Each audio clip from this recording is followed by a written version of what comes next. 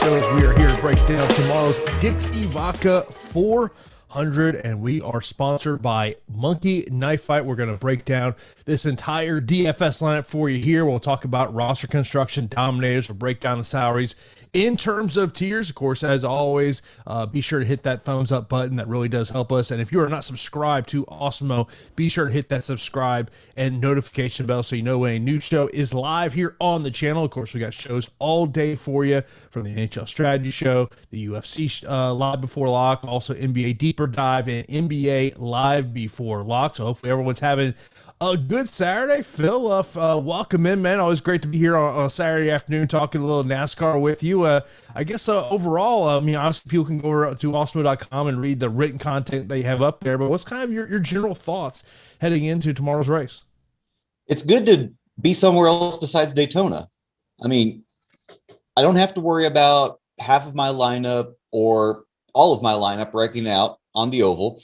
I don't have to worry about having the perfect lineup through 65 of 70 laps, and then one guy gets spun out, loses 20 positions, and instantly goes from the optimal top play on the board, Chase Elliott, to a guy mired in the mid pack. So we're going to your prototypical 1.5-mile intermediate track. It's got a little bit of intrigue in it because this is a homestead, so it's a high tire where steeply banked track, but it's good to be at an actual oval for NASCAR DFS purposes this week. In terms of my best lineup, which was a single entry lineup, I may have been cheering when Chase Elliott got spun out there. I may have been cheering. Yeah, I can't confirm or deny that, but yeah, I was like, okay, that's going to help my lineups out a lot. So, but we're here to break this one down for you. Of course, today's show is sponsored by Monkey Knife Fight. They are a player props based contest, which are easy to play and don't require the time commitment that other DF sites require to be competitive. With Monkey Knife Fight, you are in charge. Whether you want to play NBA, UFC, PGA, esports, or soccer, Monkey Knife Fight has it. To get started, all you got to do is head over to monkeyknifefight.com and choose which game you want to play, your contest type, and your buy-in. And even better, when you sign up with the promo code Awesemo, you'll get an instant first match deposit bonus up to $50. So sign up today over at monkeyknifefight.com. Make sure to use that promo code Awesemo when you make your first deposit. Phil, let's get right into it here. Roster construction. What's kind of in terms of your recommendation on how people should be building their lineups? Where does it start tomorrow? Okay, since we're back to an intermediate track, this is going to be on the lower end of laps that we see at these intermediate races. So this is the Dixie Vodka 400. Therefore, we've got 267 laps on the board. When you look at the optimal for this race last year, the optimal from 2019 and the 2018, you are looking at 2 to 2.5 dominators. Now you say, where the heck are you getting a half a dominator? Because I can't really play half a driver. Well, what you're seeing, like, let's take, for example, last year's race. Denny Hamilton scored the most DraftKings points at 95.75. He led the most laps. He started first, ended first. Your second top dominator would have been Ryan Blaney. He bolstered his score with 8 place differential points. He finished third, and then he led the second most laps that day.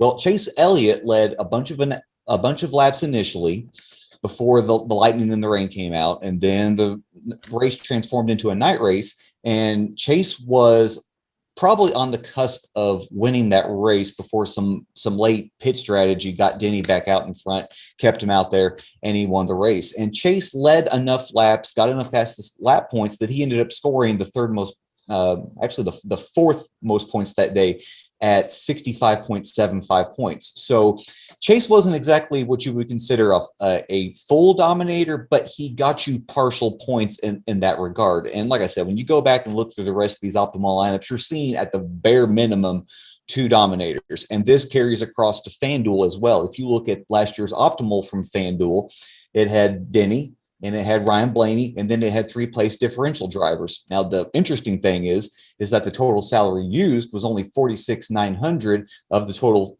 $50,000. So it kind of has a little bit of a plate race feel to it with that leftover salary, but that was just a consequence or a result of which particular guys that had place differential ended up with top 10 finishes. So this week, At the bare minimum, you are looking at one dominator. We have lots of guys in the 20s and 30s who can score place differential. They may end up scoring more than the second most dominator, but in your tournament lineups, you may move to that a two dominator build. Yeah, just looking at, I did a crunch right before the show. Over on FanDuel, the lowest salary I used in 150 lineups was $40,900. And that's something we talk about every week on this show is like in NASCAR DFS, don't feel like you have to spend every dollar you have. I mean, I remember for, the Daytona race 2 weeks ago, I think I had a lineup that I had over like 10,000 left over to spend. Yeah. And you do tend to see this more on FanDuel than you do DraftKings, just as it's a byproduct of FanDuel scoring. And sometimes you will have drivers that are just egregiously overpriced that they may score nearly as many points as these drivers that are pure place differential.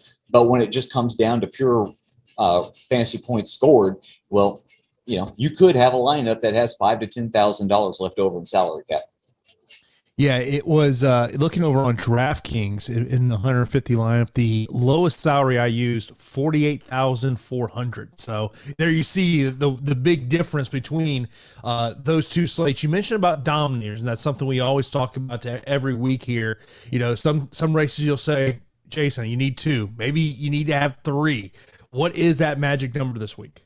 Yeah, I am really torn. I can make a lineup I like a lot with just one dominator and then using all of the high price place differential guys.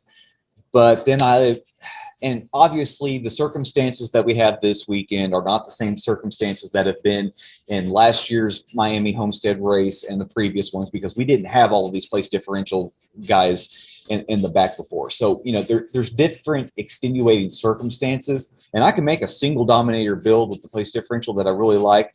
But I find myself falling back to that two dominator build, using just a couple of these high price place differential guys, and then seeking out the value that I can find without dabbling too much in these punt plays.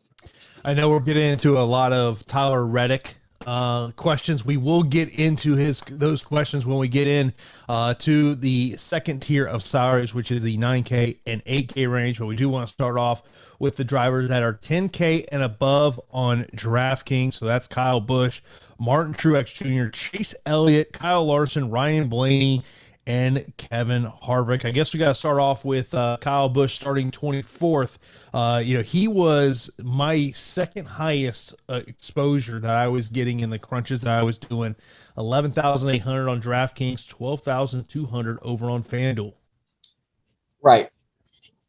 Kyle looks very intriguing because of all that place differential. And obviously he's won here at Homestead before. He won the season finale race in 2019. The very last time that we saw these drivers at intermediate track, which would have been all the way back in Texas, if you guys remember, that was the race that was delayed 3 days before it finally finished on a Wednesday evening. He ended up winning that race. And, even in a bad year for Kyle, he came to this race and he was still able to bring home a top 10 finish, coming in sixth. The question is with Kyle, where does he stand? He's got a new crew chief. We still don't know if he needs practice in order to make him or his car better. We're kind of just sitting out in left field wondering, what is the setup like for this car back at the base at Joe Gibbs?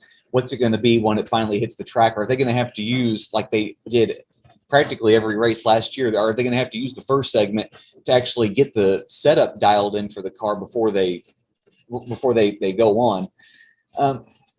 And the other tough thing with Kyle as your most expensive driver on DraftKings is if he moves into the top 5, yeah, he's getting around 20 place differential spots. And then if he finishes there, that's going to be like a 60-point score. But for 11-8, I need a bit more. I need some fastest laps. I definitely need some laps led. Like if you are going to play Kyle Busch this week, like he's hands off for cash because of that salary. You absolutely need him to be a dominator for cash, and we just don't know where he stands right now. So if you're going to play him in tournaments as a place differential / dominator option, you are playing him on the basis that he is going to get to the front and he's going to lead a quarter to a third of tomorrow's laps. Yeah, just looking over at my FanDuel, he came in 37% of the lineups, and over on DraftKings, he was much lower. Yeah, 11%. Yeah, I hate to say it, but Kyle makes a bit more sense on FanDuel because there's not such a heavy emphasis on these dominator points. There's only going to be 26.7 laps led points available tomorrow on FanDuel. So the place differential and the finishing position is going to matter that much more. Plus, Kyle, he's high priced at 12.2, but he's nowhere near the highest priced driver on FanDuel. I want to bring up this question from Jacob over in the YouTube chat. He says, I was going to say we got to bring up the point that with no qualifying and no practice, anybody is sort of really in play. We saw last year that a lot of guys that aren't so great finished well. Yeah, and a point that I've probably beat like a dead horse this week with all of my articles is that last year's race it's got such a gigantic asterisk next to it because it's the only Homestead race that we have where there wasn't practice, where there wasn't qualifying. It was held at a completely different time of year. It started in the mid-afternoon. It got delayed by a couple hours. It became an evening race. So you got to definitely be wary of how much you gauge last year's results and peg them for these drivers against what they've done in other Homestead races. When you look at the rest of this high-end salaries of 10,000 and above, who sticks out to you where you say, you know what, I really like him in that spot? It's Harvick. Harvick opened the week as the betting favorite on DraftKings Sportsbook. Now that his number went up from 450 to 550 yesterday, so now Denny Hamilton's the favorite. But it was interesting to note that as soon as the Sportsbook dropped numbers, that Harvick was the prohibitive favorite. And this is a track that suits Harvick. He does really well in the intermediate, high tire wear, steeply banked tracks. Think of Darlington. Think of Atlanta. You take all of those different races last year. He won 3 of those 5 events at the intermediate tracks. The other 2 wins were, well, by Denny Hamilton. We'll get to him in a second. But this is a track that suits Harvick. You look back over his history, I believe it was all the way back to 2007 was the last time that he didn't have a top 10 finish here at Homestead. They always come really prepared for this track. And 26 last year, that's concerning. But once again, a different race. And Rodney Childers said that they set this car up as a short run car. They were expecting lots of cautions. There would never be like an extended green flag run. So they anticipated lots of short 20, 30 lap runs that were going to be constantly interrupted by cautions. And they got nowhere near that. And because the setup was so horribly off, Kevin had a horrible day that day. So I'm expecting a rebound tomorrow. And Harvick is the guy that I'm really making a priority to be my number 1 dominator in my lineups. Speaking of Harvick, Jacob Astley asked about Harvick, saying, how easy is it to fade Harvick? I think we know the answer to your question on that one. Yeah, let me look here at Alex's. Yeah, right now, Alex has Harvick coming in at 27%. And as a 25.5% chance of being a top 2 dominator. So, I mean, the ownership isn't crazy, but the top driver tool definitely is pegging Harvick as one of our top potential dominators. In terms of anything else, in terms of, when you look at, say, a guy like Kyle Larson starting 17th, but does the price point scare you at all in GPP? Larson is going to be an interesting guy to watch, just what happens with his ownership, because all of the dirt track guys, your Christopher Bell, your Tyler Reddick, your Ricky Stenhouse Jr., your Kyle Larson, there's always the expectation that when they come to this sort of track that they're just going to clean up, that they're going to use their dirt track experience to ride the rail, they're going to put down the fastest laps, and that they're going to be the ones that ultimately win. And Larson has run really well here, but the key is that he hasn't. He's been here multiple years, and he has still yet to win. And the one time that we've seen Larson in a high downforce, low horsepower package was the winter race of 2019, closed out the championship that year, and he came in dead last. So what we see from Larson, and once again, last year we only saw him in this package one time. That was at Las Vegas. So what we're going to see from Larson in a brand new car in a package that we haven't really seen that much of him, I don't know. I know for certain that his number betting wise has been shaved in half. So the betting public is definitely looking to Larson for a win. Starting 17th at 10,700 on DraftKings, 11,300 on FanDuel. There's some place differential to milk out of that, but he's kind of in that boat for that Kyle Busch is with me, where I need him to get some laps led and get some fastest laps. And here's the key: if you are saying, well, of course he's going to get fastest laps, he's Kyle Larson, he's going to ride the rails.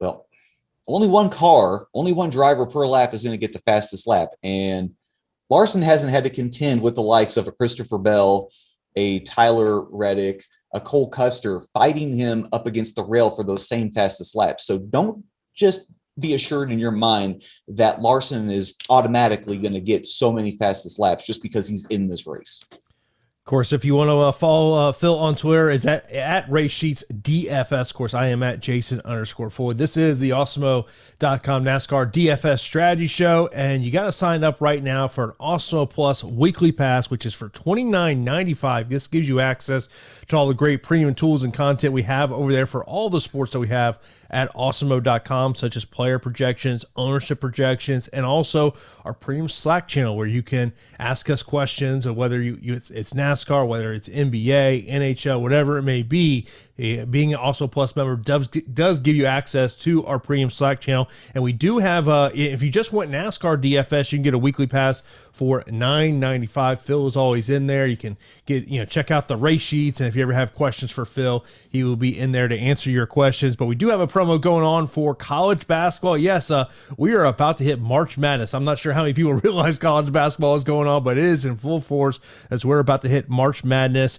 And when you use a promo code COLLEGE, you can get our college basketball DFS weekly pass for $4.98 for your first week of college basketball DFS. Offer is valid through tomorrow, February 28th. Stop guessing, start winning. Join Awesemo Plus today. Let's move on to tier number 2, which it will be a tier that Tyler Reddick is in, and we've got several questions about Tyler Reddick. So I guess we'll just start off there. One of the questions was, is Reddick a cash lock? In terms of obviously the point differential or place differential, I should say, that he will have in this race, starting 35th, 8,500 on DK, 9,200 on FanDuel. When we're talking about this tier, Phil, I think this is where we have to start. Yeah, this is where everybody wants to start their lineups with, and it's based off of what Tyler did in this race last year. He started 24th.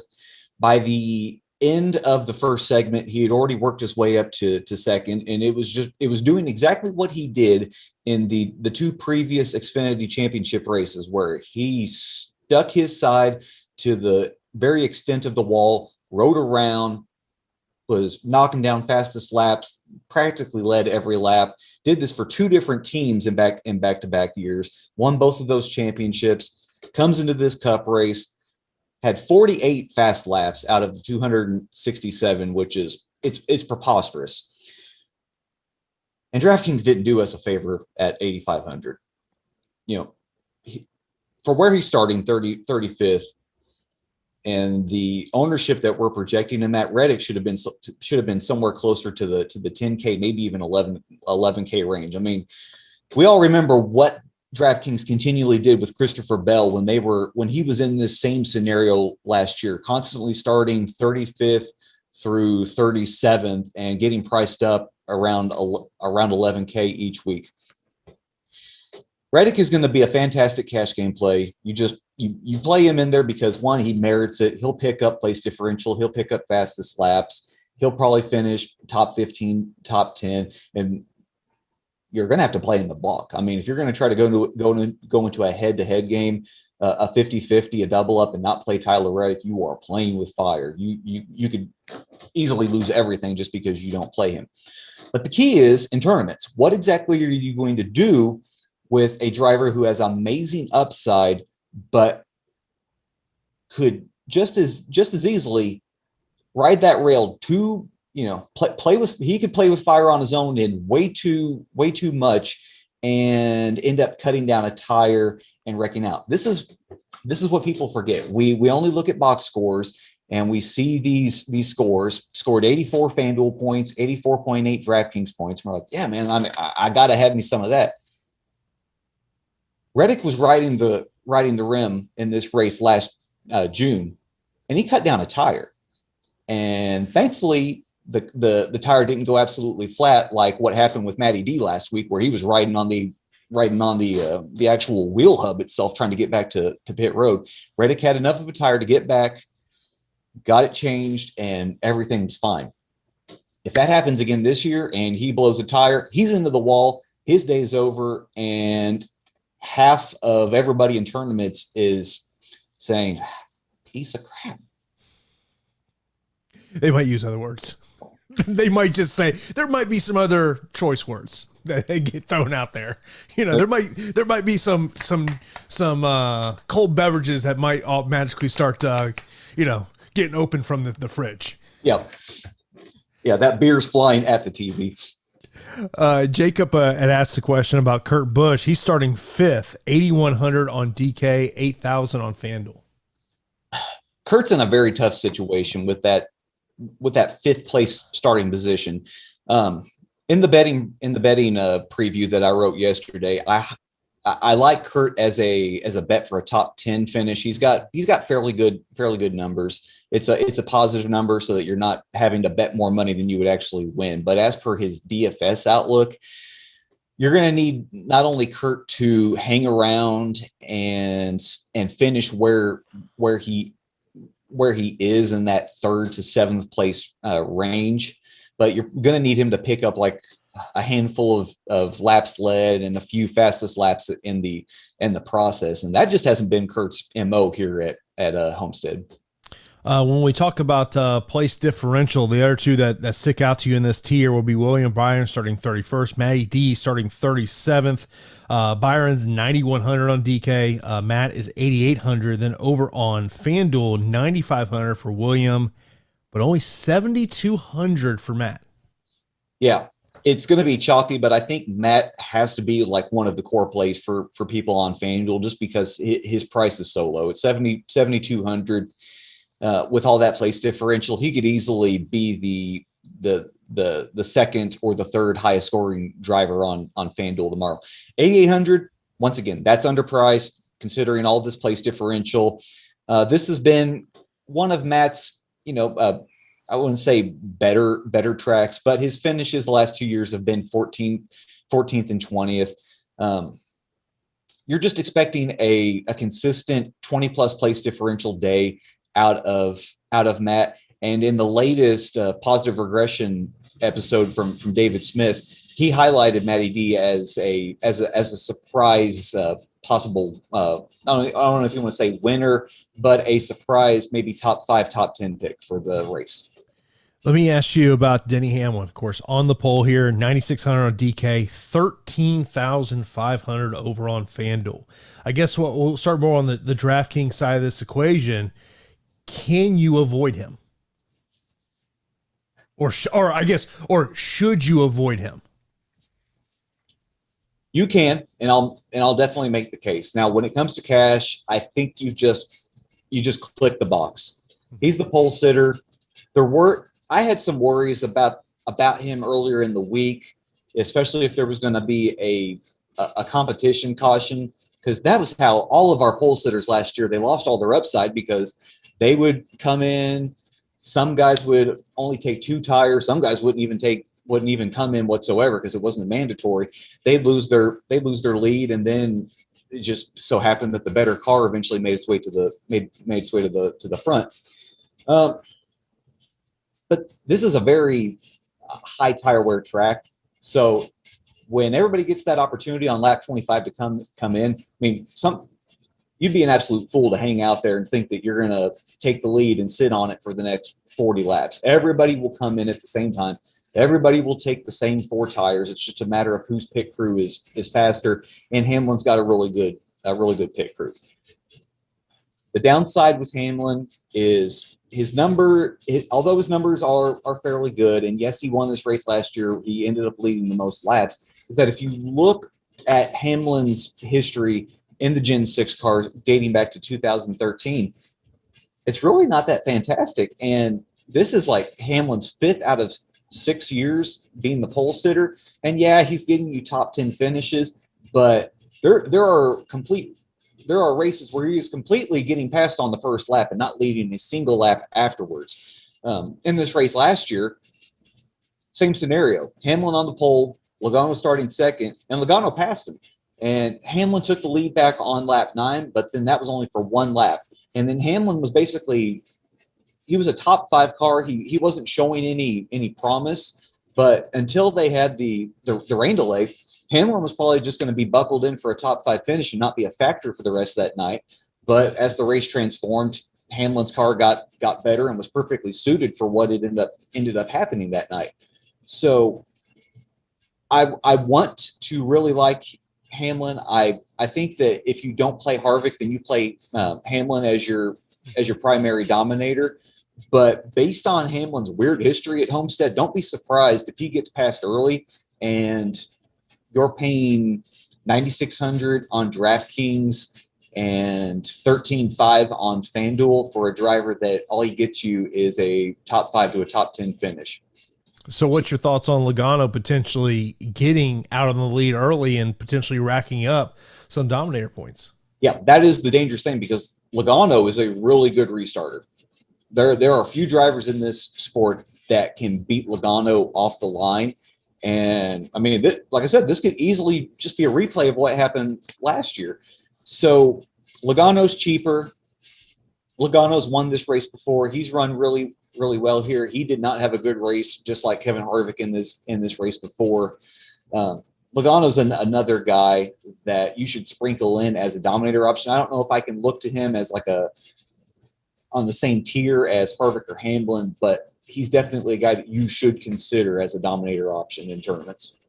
The other driver in this tier that we have not mentioned is Alex Bowman, starting 13th, 8,300 on DK, 8,500 on FanDuel.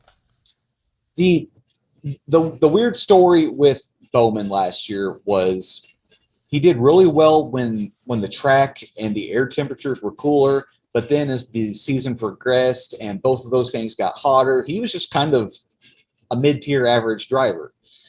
So if we're going to use that corollary for how Bowman's going to do this year, then yeah, Bowman's a guy that we don't have to look to as nothing but a dominator option. At that price at $8,300 on DraftKings, $8,500 on FanDuel, if he can pick up a handful of spots, because he starts 13th, so if we can give him a 5th or a 6th place finish, if he finds his way to the front, leads a few laps, kind of like what Chase did last year, then at that salary, he can really pay off, and he will be a fantastic pivot off of all of the place differential guys that are more expensive than him. Mention this question from Aaron over in our premium Slack. He says, would it be a rule of thumb to not play Hamlin and Logano together? It seems like more often than not, that is walking a fine line. Yeah, that has generally been a rule at intermediate tracks that you try to avoid is don't pair your pole sitter and the guy starting second together. And if you look in terms, like if people have the race sheets open and if they turn over to the start finish heat map and you look at average laps led over the last 3 years, your pole sitter's leading 60 laps on average. And then the guy starting second's only leading 29.7. That's fewer than the guy starting third, starting fourth, starting fifth. So, I mean, it's not like the numbers are absolutely pointing to it being a possibility. And yeah, I think you just play the averages that if one's going to get the lead, then that necessarily means that the other isn't. By the way, be sure to follow Awesemo on Twitter at Awesemo_com, as we are going to be giving away 30 free weekly passes to our followers. So be sure to give that account a follow at Awesemo_com. Also, be sure to follow the Awesemo NASCAR account, which is Awesemo NASCAR, so you get all your NASCAR DFS coverage over there. We'll move on to tier number 3. This will be the drivers in the 7K and 6K range, and the first driver I'll mention is a driver that came up in the comments, and that is Eric Almirola, starting 16th, 7,900 on DK, 7,800 on FanDuel. Almirola is going to be he could possibly be a key in tournaments. Generally, at these intermediate tracks, these drivers that start around, let's say, 12th to 20th, they tend to get lost in the process for people, because they don't have appeal as being a dominator. They don't have appeal as being a place differential driver. So they for the most part get left behind. But Almirola has top 10 appeal in the last 2 of 3 races here. He has finished in the top 10. His average finish is 12th overall when you look at the last 3 years. This track last year is where his string of top 10 finishes started. So he knows the track well. He can pick up some place differential at 7,900. I think more people are definitely going to be on Austin Dillon. More people are going to be on Ross Chastain and Chase Briscoe. They'll move up the board to the guys that we've already talked about. So you can probably get Eric at fairly good ownership, beneficial for your lineups compared to the rest of the field.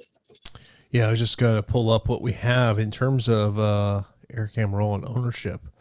Yeah, good ownership. Good ownership if you want to go that route.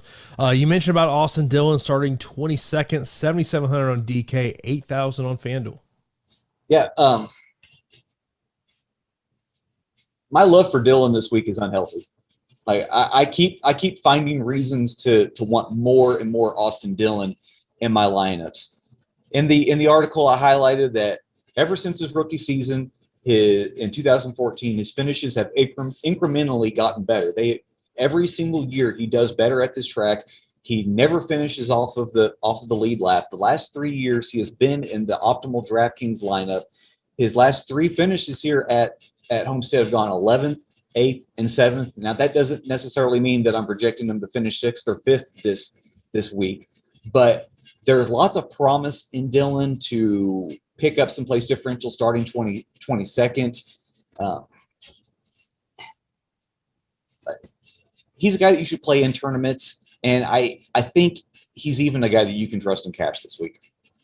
In terms of some other drivers in this range, you mentioned about Christopher Bell. He's starting 3rd, 7,600 DK, 8,700 over on FanDuel. The only other driver in this tier that is starting in the in 1 through 9 would be Michael Mcdowell, who is starting 6th at 6,100 on DK, 4,500 over on FanDuel. You got Cole Custer starting 10th, Chris Buescher starting 12th, and then it kind of just continues to go up. But do you see a value play in this range?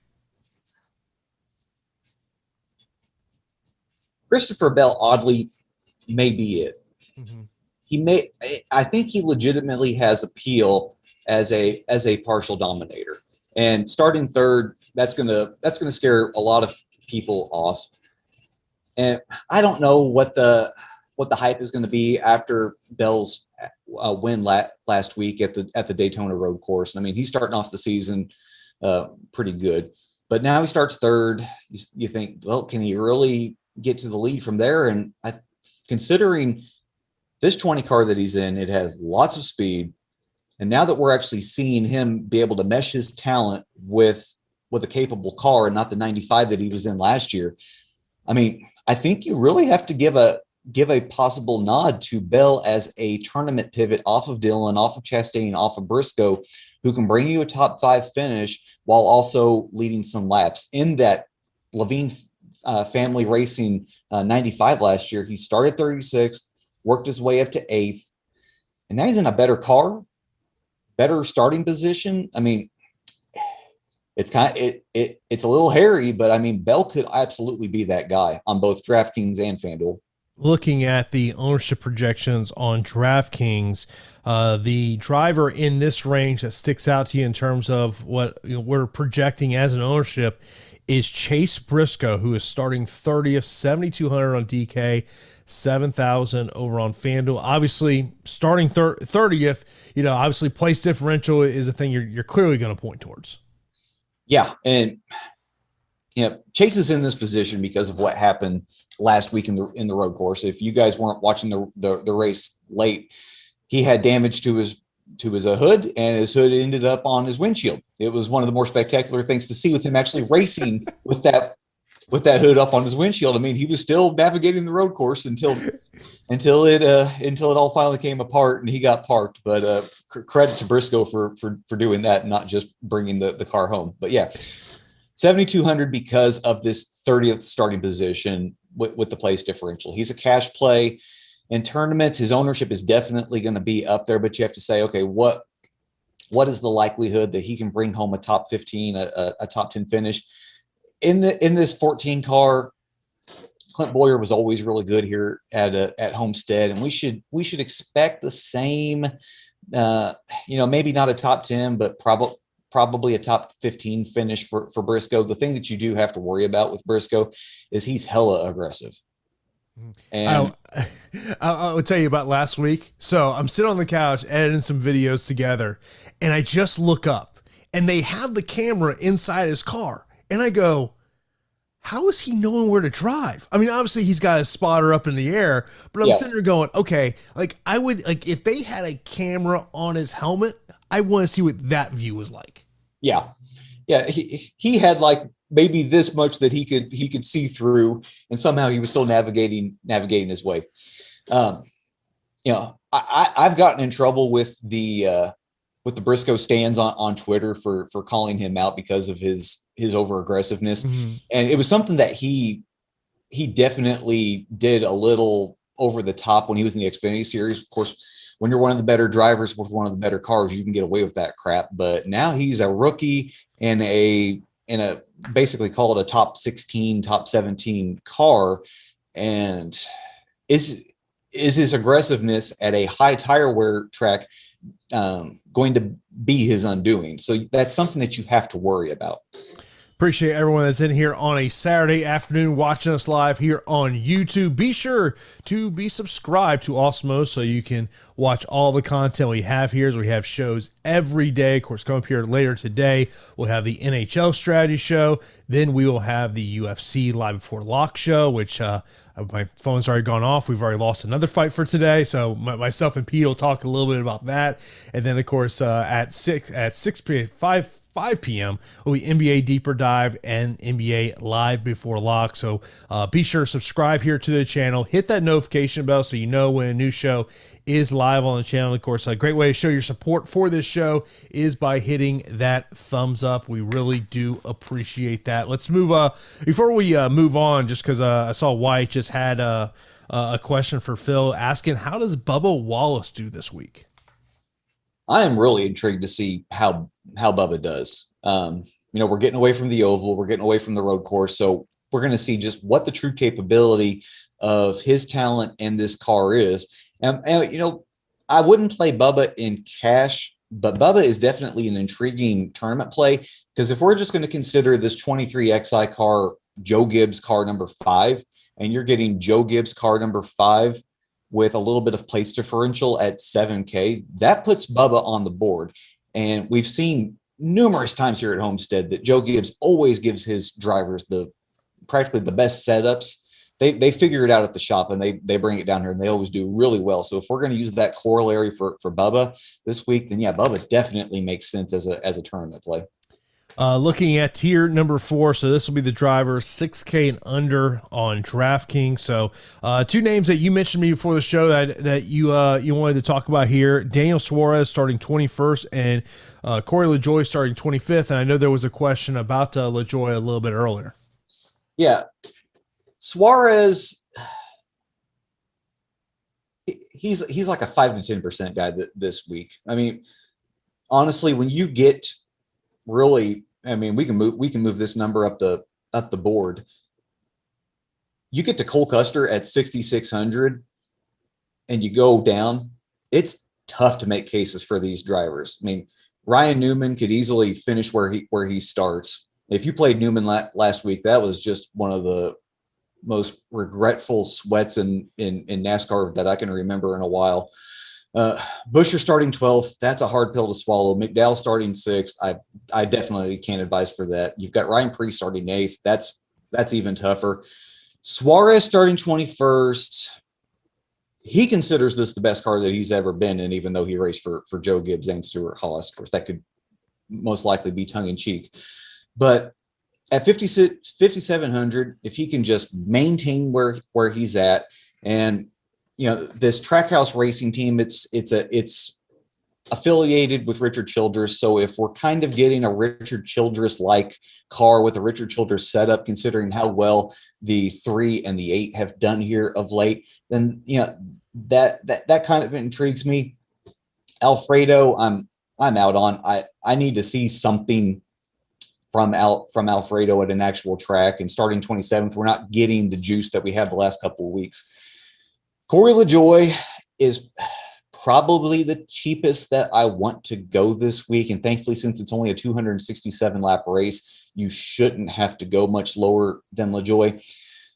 If anybody listened to the latest Dale Jr. download, he interviewed Corey and his dad, Randy, who was a 2-time Busch Grand National champion, raced in the Cup Series. And they talked to Corey about his new ride at Spire Motorsports. And Corey owned up that what Spire had to do in the past was basically what back markers do. They ride around, they collect checks, and that's all they're there for. But Corey explained that they had to do that to build up the foundation to get to where they are now and what they want to do. And where they are now, he said, it's basically Chip Ganassi car number 3. He said if the alliance with Chip Ganassi was any stronger, then it would be another Chip Ganassi car. So that's very intriguing for Lejoy, who I'm gonna say, yeah, he's got talent, because it definitely hasn't been his dad's pocketbook that's kept him in the series and Xfinity and Cup riding around. I'm going to take a bet on the talent. I'm going to take a bet on this car if it really is the Chip Ganassi car number 3 with that much intel and R&D and specs going into it. Starting 5,400, yeah, there's not a lot to milk out of that, but I think that's the safest play in this range. Mention a question in relation to Timmy Hill. This comes from Chris over on YouTube. He says, would a lineup be viable if I went high-end salary on 4 drivers and just went, say, a $2,000 Timmy Hill? Can a lineup win like that, or is it better to be balanced? Obviously mentioning about the Timmy Hill price over on FanDuel. Yeah, okay. $2,000 for a driver, that seems really, really nice, because that lets you get all of the high-priced drivers in. Now, if this was Martinsville with a 500-lap race, Richmond with a 400-lap race, Bristol with a 500-lap race, then, I mean, yeah, that lineup construction could conceivably be there, but with so few laps, you don't need to do that. You can stay away from these $2,000, $2,500, $3,000 price drivers, and I'm going to say the same thing on DraftKings. You don't have to go a couple of dominators, a couple of these high price guys, and find yourself, hanging out in the Cody Ware, Timmy Hill, BJ McLeod, Garrett Smithley range. You can go for a bit more balance and give your lineups a bit more upside. Speaking of BJ, JJ had asked about his equipment, if it's a step under a full Stuart Haas car. Yeah, BJ McLeod, it's the 78 car, and I really don't know just what BJ's putting into this car, because remember, he's got an Xfinity team that he's also pumping money into, and yeah, starting 34th, there's a little bit of place differential. But if you look at BJ's finishes over the years at this race and probably comparable equipment, it's 35th, it's 32nd, it's 35th. I think BJ's right in line to either finish where he is or just fall backwards. course, if you have any questions, start lining those up right now in our premium Slack account or right here on YouTube. We'll look at those questions here momentarily. Of course, if you ever do miss any of our shows and you want to get them in audio form, you can get a part of the Awesemo podcast network. Just go to awesemo.com/podcast to find the favorite podcast that you are looking for. And when you leave a 5-star review on that podcasting platform, you're entered for a chance to win a free month of Awesemo Plus Platinum. You see it right there on the screen, whether you want to say it's NASCAR, maybe it's NBA, it's NHL, whatever the sport is, or maybe you just want to subscribe to the main Awesemo feed. It's all right there. Just go to awesemo.com/podcast. And as of course, another great way to show your support for the work we do over here at awesemo.com. Getting into I think I've got pretty much all the questions. Wyatt did ask this question. He says, who's your favorite 2 punt plays? Under 6K on DraftKings, it's going to be Corey Lejoy for everything that I laid out. I think because of his vehicle and his talent, he's probably got the best upside. God, if you're looking at 7K and under, I'm going to go with the guy that's got the best vehicle, whose team has had the best setup over the years, and that's going to be Bubba. I mean, DraftKings down here at this range, they did a pretty good job pricing everybody. You know, I've got problems with what they did with Matty D and Tyler Reddick, but down here they made it tough to not just slam plays together. This is actually a question. It was a general question from JL. He says, I'm new to NASCAR, sport, and betting. What's the most defining factor, car or driver? It's got to be a little bit of both, though. Yeah, that's generally it. Because in the lower series, you can be a bad talent, but if you've got enough sponsorship dollars or enough of daddy's money, then you can buy your seat and find your way into a good ride. But here at the upper echelon of NASCAR, it's got to be a mesh of both talent and car.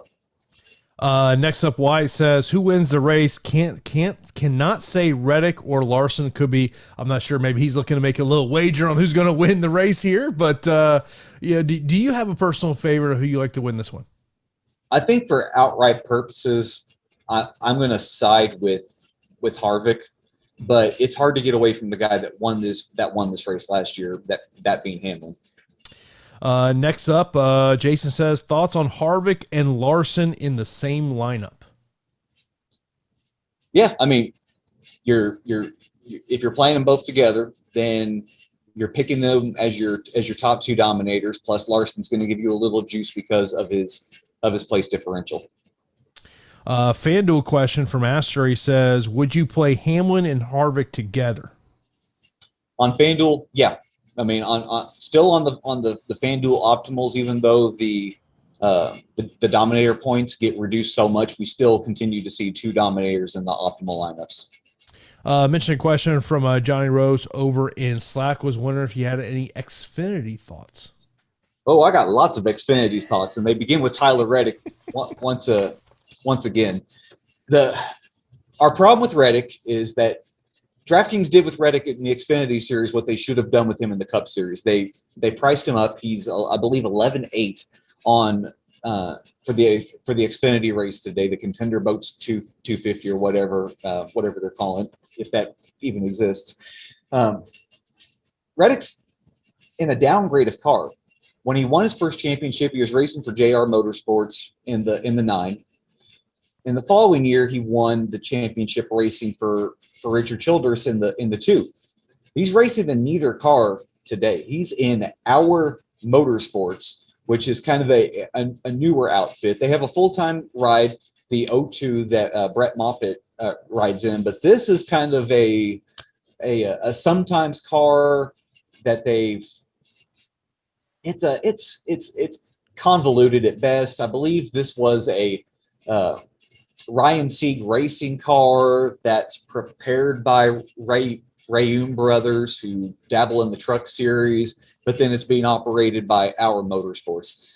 The fact of the matter is that this is definitely not a top tier car, and I wonder if it's even a mid-tier car.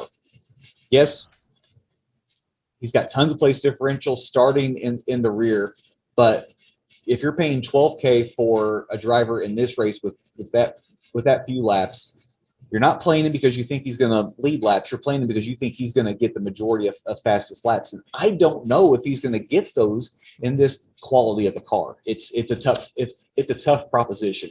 I will say I made 20 lineups.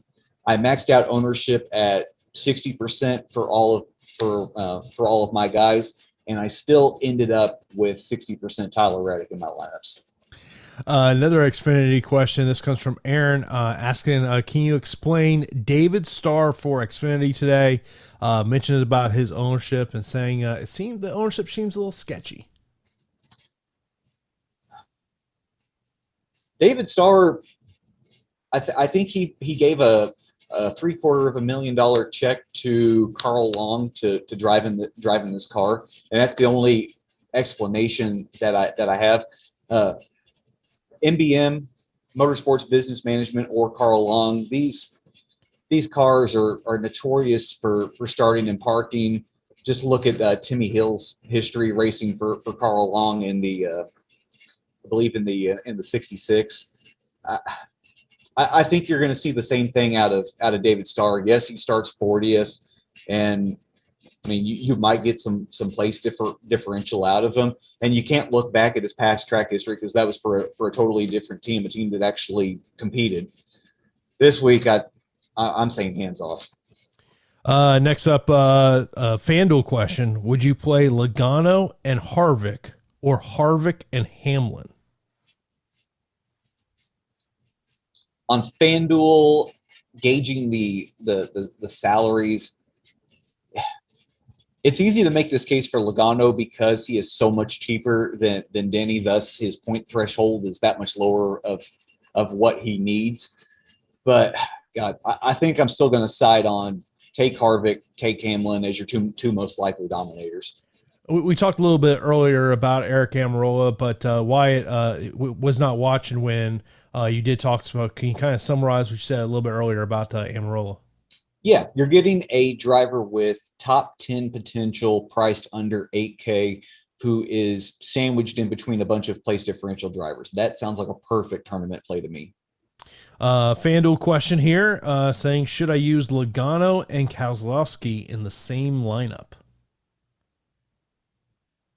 That is definitely going to be contrarian. Not having either. If you don't have Harvick or Hamlin, and you don't have either of them in a lineup, that's definitely going to be contrarian. You're going with the driver starting second and seventh.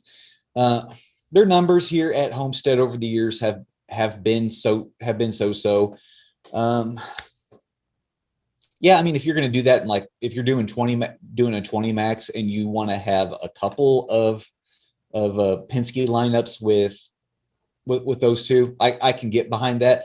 The Penske driver that I like the most tomorrow, though, isn't Logano. It isn't Keselowski. It's Ryan Blaney, though. Of course, when you visit Awesemo.com, of course, you're there to read Phil's articles. Do let you know that today our free content up there is NBA ownership projections, NHL player projections, and UFC pro plays. Of course, you see there in the chat the offer we have for a half off a first week of college basketball DFS, so take advantage of that deal. We'll end on this question from JJ. He says, what's the max percentage you use on drivers in a 20 max on DK?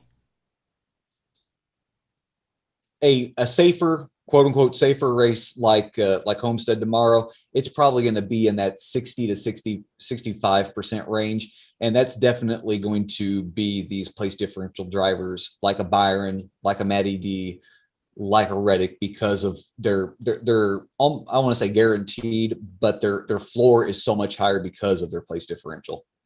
And of course, don't forget tomorrow, live before lock, 1 hour before the race. So myself and Chris will get you ready for the race course. Be sure to give Phil a follow on Twitter at Race Sheets DFS. And for our premium subscribers, you can chat with Phil there in our Slack channel, the Slack NASCAR channel we have there. So if you do have any questions that we didn't get to here on the show, Phil will definitely answer your question in there. So that is going to wrap it up for this edition of the NASCAR DFS Strategy Show. Appreciate everyone tuning in here on a Saturday afternoon, and good luck with your lineups tomorrow.